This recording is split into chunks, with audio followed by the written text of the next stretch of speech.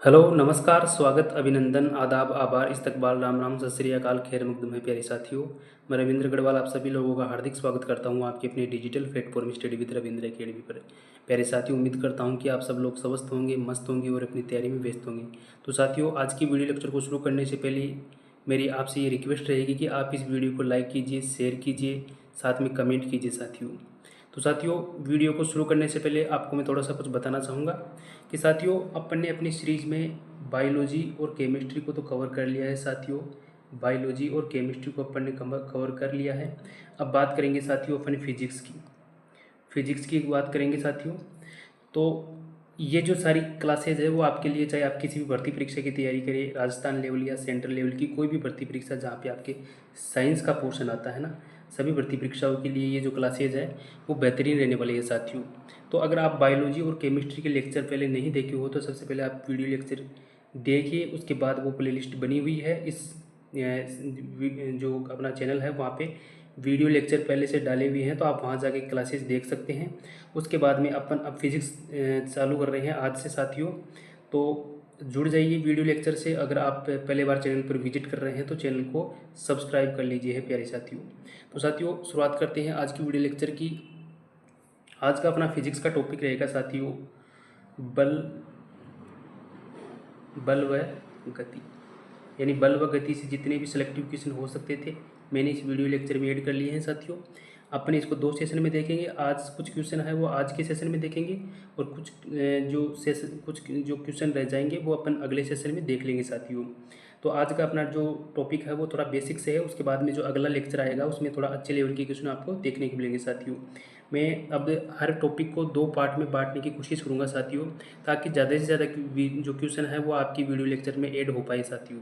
तो साथियों, शुरुआत करते हैं आज के सेशन की। पहला क्वेश्चन है साथियों, समय के साथ वस्तु की स्थिति में परिवर्तन को कहते हैं।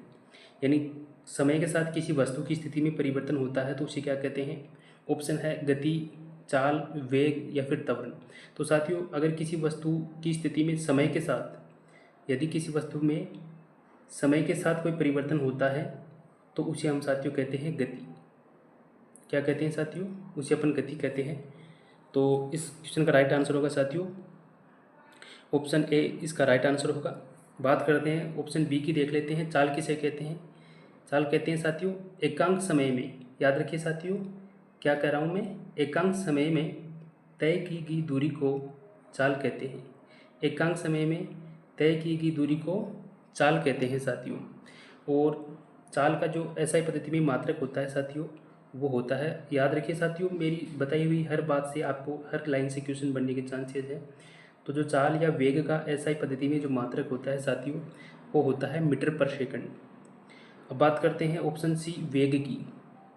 वेग की परिभाषा होती है साथियों कि किसी निश्चित दिशा में, किसी निश्चित दिशा में एकांक समय में तय की गई दूरी को वेग कहा जाता है साथियों।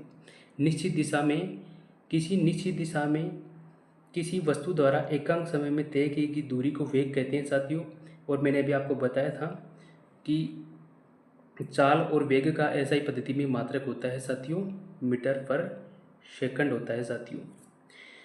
अब साथियों बात करते हैं कि यहाँ पे जो वेग है वो एक सदिश राशि होती है। क्या होती है साथियों, वेग एक सदिश राशि होती है जिसमें किसी वस्तु के परिमाण के साथ साथ सदिश राशि होती है। सदिश राशि किसे कहते हैं, यानी किसी वस्तु के परिमाण के साथ साथ अगर दिशा भी दे रखी हो तो वो सदिश राशि होती है साथियों। सदिश राशियों में दिशा भी रहेगी और साथ में परिमाण भी रहेगा साथियों। और जो अदिश राशियाँ हैं उनमें आपको दिशा नहीं मिलेगी साथियों। अदिश राशियों में क्या होता है, अदिश राशियों में सिर्फ आपको परिमाण ही देखने को मिलेगा साथियों, दिशा नहीं देखने को मिलेगी, उन्हें अदिश राशियाँ कहते हैं। अब आपको मैं एक ट्रिक से बता सकता हूँ कि यानी जिन शब्दों में आपको वह दिखाई दे, क्या, जिन शब्दों में आपको वह दिखाई देगा वो आपको जनरली सदिश राशियाँ मिलेगी। जिन शब्दों में आपको वह दिखाई देखने को मिलेगा वो सदिश राशियाँ देखने को मिलेगी।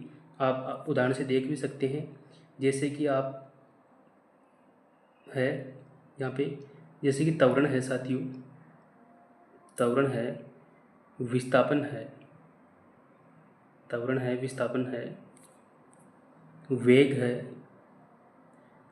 और बल है, बल को आप वैसे समझ सकते हैं एक तरह से।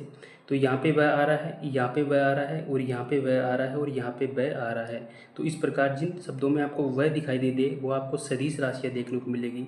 मैं आपको साथियों एक ट्रिक बता रहा हूँ, ट्रिक से मतलब है आपको वह ध्यान रखना है। जिन शब्दों में वह दिखाई देते वो आपको डायरेक्ट आपको सदिश राशियाँ देखनी है साथियों।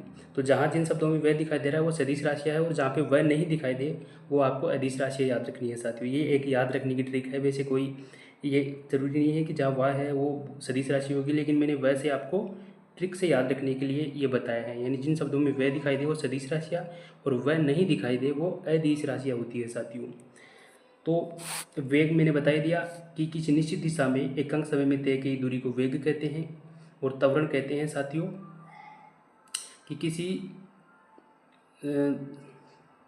वेग में किसी वस्तु की वेग में परिवर्तन की दर को, वेग में परिवर्तन की दर को त्वरण कहते हैं। क्या कहते हैं? किसी वस्तु के वेग में परिवर्तन की दर को त्वरण कहते हैं, और त्वरण का मात्रक होता है साथियों ए बराबर होता है साथियों मीटर पर सेकेंड स्क्वायर। त्वरण का मात्रक होता है साथियों, कई बार एग्जामों में पूछ ही लेता है साथियों कि त्वरण का मात्रक क्या होता है। तो त्वरण यानी ए बराबर एम मीटर पर सेकंड स्क्वायर साथियों। तो एम यानी आ गया मीटर और सेकंड स्क्वायर हो गया साथियों। तो इस क्वेश्चन का यानी समय के साथ वस्तु की स्थिति में परिवर्तन को अपन गति कहते हैं साथियों। अपन इस टॉपिक से गति के बारे में, गति के नियम है वो अब अगले सेशन में देखेंगे साथियों। नेक्स्ट क्वेश्चन की चर्चा करते हैं कि वर्ताकार गति का उदाहरण है। आपको गतियाँ कई प्रकार की होती है साथियों, सरल रेखीय गति, वर्ताकार गति, आवर्त गति, घूर्णन गति, ये गतियों के कई प्रकार हैं। तो साथियों आपको यहाँ ऑप्शन में देखना है कि वर्ताकार गति का उदाहरण कौन सा है। ट्रेन की गति, कोल्लू की बेल की गति, सितार के तार की गति, तितली की गति। तो साथियों जो वर्ताकार गति का उदाहरण होता है वो होता है साथियों कोल्लू के बेल की गति। कोल्लू के बेल की गति यानी जो कोल्लू का बेल होता है वो एक निश्चित वर्ताकार कक्ष में ऐसे चक्कर लगाता है, मतलब ऐसे चारों ओर चक्कर लगाता है साथियों ये जो कोल्लू का बेल होता है। तो वो इसलिए वर्ताकार पथ में घूमता है, तो वो वर्ताकार गति का एक उदाहरण है साथियों। तो ऑप्शन बी इसका राइट आंसर होगा। देखते हैं ट्रेन की गति। ट्रेन अगर सरल रेखा में चल रही है तो सरल रेखीय गति होगी, सीधी रेखा में होगी तो सरल रेखीय गति होगी। सितार के तार की गति यानी सितार का तार यानी वो कंपन करता है तभी अपने को आवाज़ आती है, तो वो कंपन गति हो जाएगी यहाँ पे साथियों। और बात करेगा अपन तितली की, तितली की कोई गति नहीं होती साथियों, वो किसी भी दिशा में उड़ सकती है साथियों। तो इस क्वेश्चन का राइट आंसर होगा साथियों option B is the right answer. Next question की चर्चा करते हैं साथियों। निम्नलिखित गतियों में से कौन सी गति निश्चित समय अंतराल पश्चात नहीं दोहराई जाती है? यानी इनमें से कौन सी गति है जो निश्चित समय पश्चात नहीं दोहराई जाती है? तो पेड़ के फल का टूटना, हृदय की धड़कन, पृथ्वी का अपने अक्ष पर घूमना, और घड़ी के पेंडुलम की गति। तो साथियों जो हृदय की धड़कन होती है वो आपको पता है बार बार मतलब गति करती है, बार बार लब लब की आवाज़ आती है, धड़कन चालू रहती है अपनी, तो निश्चित समय बाद वापस वो दोहराई जाती है। तो ये तो है साथियों, ये तो निश्चित समय पश्चात दोहराई जाती है साथियों। और जो ऑप्शन बी में सी में है पृथ्वी का अपने अक्ष पर घूमना, यानी पृथ्वी एक निश्चित समय बाद अपने अक्ष पर चक्कर लगाती रहती है, तो वो भी अपने अक्ष पर घूमती है, तो वो भी निश्चित समय पश्चात अपने आकार को दोहराती है। घड़ी की पेंडुलम की गति वो भी दोहराती है साथियों। लेकिन जो पेड़ के फल का टूटना है वो नहीं दोहराया जाता, वो एक बार अगर पेड़ से फल टूट जाता है तो वो नीचे गिरता है, वो दोबारा वापस ऐसे थोड़ी ना है कि वापस वो अपने आप ही पेड़ के ऊपर लग जाता है। तो इस प्रकार कोई गति नहीं दोहराई जाती पेड़ के फल के द्वारा। तो ऑप्शन ए इसका राइट आंसर होगा साथियों। नेक्स्ट क्वेश्चन की चर्चा करते हैं। निश्चित अक्ष के चारों ओर होने वाली गति को कहते हैं घूर्णन गति, आवर्त गति, सरल रेखीय गति या फिर कंपन गति। तो साथियों एक निश्चित अक्ष है, ये मान लो निश्चित अक्ष है, इसके चारों ओर होने वाली गति को कहते हैं साथियों घूर्णन गति कहते हैं। जैसे कि लट्टू होता है जैसे, तो वो अपने अक्ष पर घूमता है, ऐसे ही कुम्हार का जो चाक होता है वो भी एक अक्ष पर अपने चारों ओर घूमता रहता है, तो वो भी क्या है घूर्णन गति का उदाहरण है। पृथ्वी अपने अक्ष पर घूमती रहती है, वो भी घूर्णन गति का उदाहरण है। तो ये घूर्णन गति के उदाहरण है जो कि एक अक्ष के चारों ओर घूर्णन करती है साथियों। तो ऑप्शन ए इसका राइट आंसर होगा साथियों। नेक्स्ट क्वेश्चन की चर्चा करते हैं। निम्न में से सदिश राशि है कार्य, समय, चाल और वेग। मैंने बताया था साथियों आपको जिसमें वह दिखाई दे वो आपको बिना देखे ही सदिश राशि करनी है साथियों। इसमें आपको वह दिखाई दे दे वो आपको सदिश राशि करनी है साथियों। तो ऑप्शन डी इसका राइट आंसर होगा। कार्य, समय, चाल, ये क्या है साथियों? ये सभी अदिश राशियाँ होती हैं। ये तो अदिश राशियाँ होती है, इनमें दिशा नहीं होती है, जबकि सदिश राशियों में परिमाण के साथ साथ दिशा भी होती है साथियों। तो ऑप्शन डी इसका राइट आंसर होगा। ऑप्शन डी इसका राइट आंसर होगा साथियों। नेक्स्ट क्वेश्चन की चर्चा करते हैं साथियों। दूरी व विस्थापन का एसआई पद्धति में मात्रक होता है। दूरी व विस्थापन का एसआई पद्धति में मात्रक, सबसे पहले बात करते हैं साथियों विस्थापन होता क्या है। विस्थापन होता है कि किसी भी वस्तु का अंतिम बिंदु से प्राथमिक बिंदु तक की जो बीच की मध्य की न्यूनतम दूरी होती है। मान लीजिए साथियों ये कोई बिंदु है और ये बिंदु है, ये बिंदु ए है और ये बिंदु बी है। तो इन दोनों बिंदुओं के मध्य जो न्यूनतम दूरी होती है ना, वो विस्थापन होता है साथियों। यानी दो बिंदुओं के मध्य न्यूनतम दूरी को विस्थापन कहते हैं। और अगर दो बिंदुओं के मध्य अधिकतम दूरी कैसे, यानी कैसे भी हो सकती है, ऐसे करके ये तो दूरी होगी साथियों किसी भी प्रकार, ऐसे करके ये तो सब दूरियां हैं। लेकिन इन दोनों के मध्य जो न्यूनतम दूरी है वो विस्थापन है साथियों। विस्थापन को अपन ऐसे दर्शाते हैं साथियों। तो इसका जो दूरी और विस्थापन का ऐसा पद्धति में मात्रक होगा साथियों मीटर। ऑप्शन ए इसका राइट आंसर होगा साथियों। चाल और वेग का एसआई पद्धति में मात्रक का मैंने बताया था साथियों। चाल और वेग का एसआई पद्धति में मात्रक होता है साथियों मीटर पर सेकंड होता है साथियों। और मीटर पर सेकंड स्क्वायर होता है साथियों आपका त्वरण का होता है मीटर पर सेकंड स्क्वायर। और मीटर पर सेकंड होता है चाल व वेग का एसआई पद्धति में मात्रक। ऑप्शन ए इसका राइट आंसर होगा। त्वरण का एसआई पद्धति में मात्रक होता है मीटर पर सेकंड स्क्वायर, मीटर पर सेकंड, मीटर, इनमें से कोई नहीं। तो मैंने बताया साथियों मीटर पर सेकंड स्क्वायर।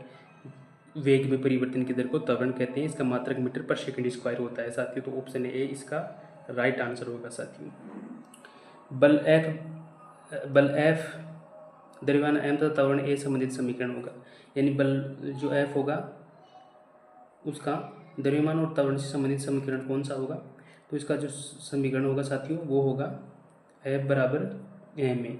एफ से आपको याद रखना है साथियों बल है, और एम यानी द्रव्यमान हो गया, और ए यानी अपना त्वरण हो गया साथियों। तो ऑप्शन ए इसका राइट आंसर होगा साथियों। नेक्स्ट क्वेश्चन है साथियों बल का मात्रक है किलोग्राम मीटर पर सेकंड, किलोग्राम मीटर पर सेकंड स्क्वायर, किलोग्राम मीटर पर सेकंड स्क्वायर। तो ऑप्शन बी है वो इसका सही राइट आंसर होगा। किलोग्राम मीटर पर सेकंड स्क्वायर, किलोग्राम मीटर पर सेकंड स्क्वायर, ये होता है अपना बल का मात्रक।